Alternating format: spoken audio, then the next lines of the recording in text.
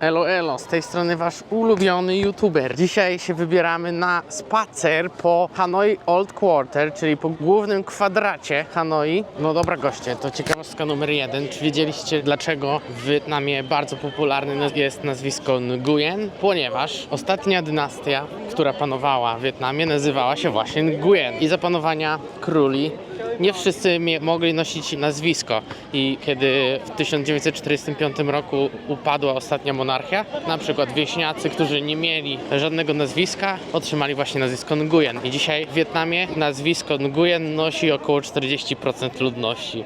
Tutaj Urząd Główny Hanoi z największym bohaterem narodowym Ho Chi Minhem. To jest wejście do Hoan Kiem Lake, czyli do jeziorka Hoan Kiem.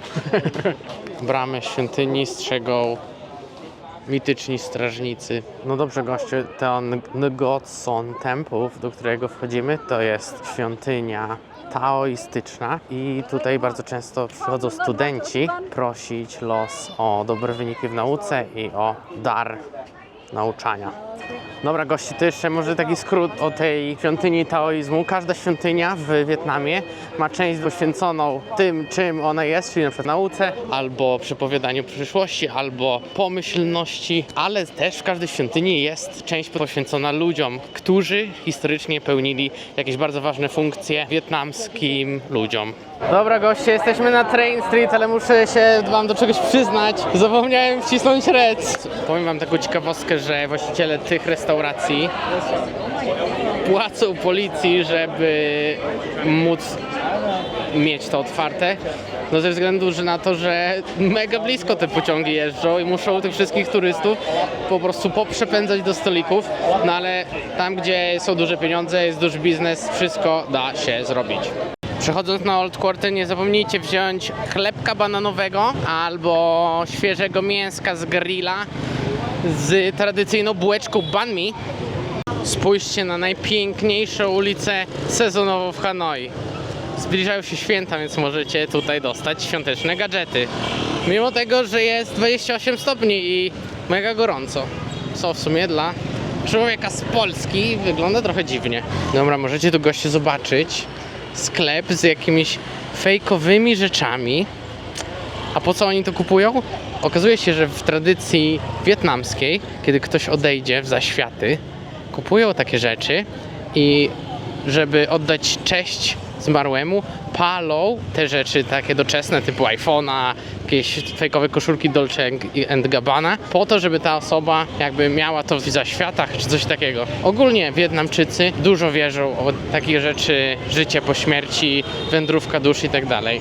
Znaczy, mi się wydaje, że to jest prawda, tak by the way. Pamiętajcie, że jak jesteście już na Old Quarter, to jedna z tych uliczek prowadzi do Don Xuan Marketu, czyli do największego rynku w północnej części Wietnamu. Czyli jedna z atrakcji Chinese Bread.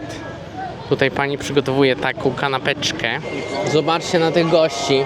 Ci goście są w więzieniu i czekają na bycie umieszczonym w hot pocie. I razem z innymi rybami. Dobra, z dziwnych przekąsek zobaczcie co. Czerwona meduska, posmażona. Mówią, że dobre. Ha, ale pozwólcie, że sprawdzę to innym razem. Wieczór możecie zakończyć oglądając przejazd pociągu na najstarszym moście w Hanoi.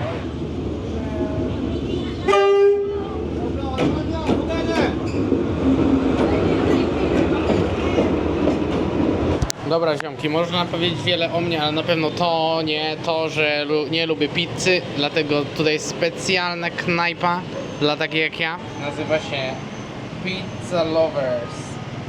Tu jest taki balkon, można obserwować Old Quarter i też można patrzeć, czy ktoś nie zapierdzielił ci motoru, bo jest zaparkowany po prostu na dole. No i tutaj widzicie typowy obrazek z Old Quarter. Mnóstwo, gromada motorów. Jakby kogoś też interesowała pizza, to mega dobra. I pan mówi bardzo dobrze po angielsku. No jest wszystko tak, co osoba, która lubi pizzę, powinna dostać. No, zastanawiacie się pewnie, co się dzieje. Okazuje się, że wysłanie paczki. Przeliczyłem sobie ekonomicznie mój pomysł. Przechowanie bagażu w jakiejś przechowalni przez 3 miesiące. To rzeczywiście wychodzi taniej kupić sobie za hajs nowe rzeczy. Więc pomyślałem, że taniej będzie wysłać tą paczkę do siebie. No ale że nie mogę wysłać do siebie, to już wyślę je do mamy. No i wszystko byłoby dobrze.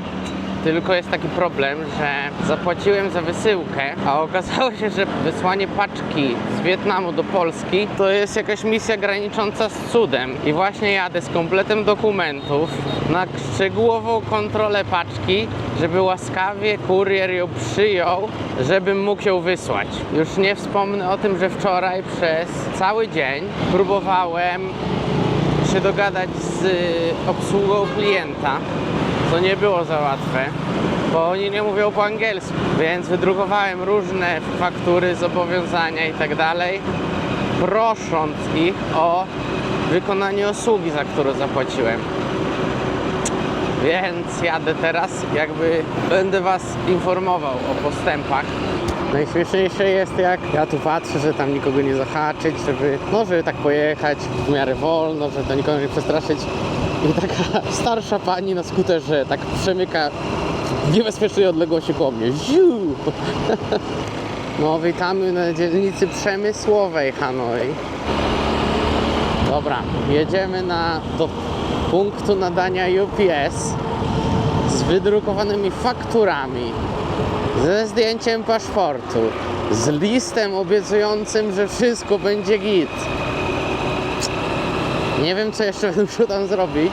Przyrzec pewnie. Tu jest wjazd. Stop. Hello. For UPS? No nie wiem, nie wygląda mi to na UPS. A to jest ten adres, co oni mi wysłali. Logistics, coś tu niby jest. UPS. Dobrze. Chyba na dobry adres mi dali. Myśleliście, że to tak łatwo walizę nadać, jak w Polsce, że sobie przez internet zamówisz i przyjedzie kurier i tyle? Nie, spokojnie. Ja nawet tradycyjny strój ludowy włożyłem, żeby się zlitowali. Zobaczcie, nie ma już nic na motorze. Nie ma już nic na motorze, co oznacza, że przyjęli moją przesyłkę, ale musiałem je otworzyć przy pani i przy kamerze, całą przesyłkę i wpisać na listę wszystko, co tam jest, czyli ubrania, ilość ubrań, plecaki, ilość plecaków i tak dalej. A, no i jeszcze chciałem wysłać taką herbatkę zieloną mamie, ale to się akurat nie udało. Pani powiedziała, że nie przejdzie. Więc ogólnie pomysł z wysłaniem walizki beznadziejny. Jestem bezwalizkowy i dalsza część mojej podróży jest możliwa, a to było dla mnie najważniejsze. No tu macie przykład, jak wygląda moja droga do domu zwykle codziennie, jak gdzieś jadę. Jakbym miał to podsumować, to trzeba po prostu być czujnym, bo zawsze ktoś cię wyprzedza. Przed chwilą pani się rozwiązało zabezpieczenie i cały bagaż jej wypadł na ulicę. Albo ten gość na przykład wjechał przede mnie centymetr obok.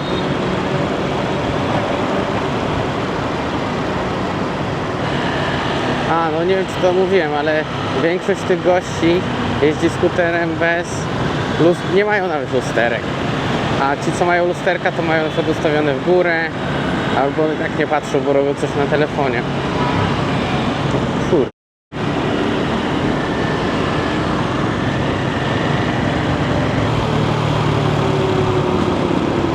Jeszcze na dodatek czasami na czerwonym stają.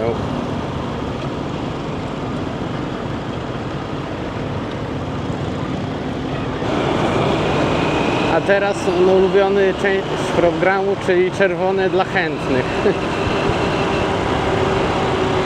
W lewo. O nie, akurat zielone. No to wam nie pokażę.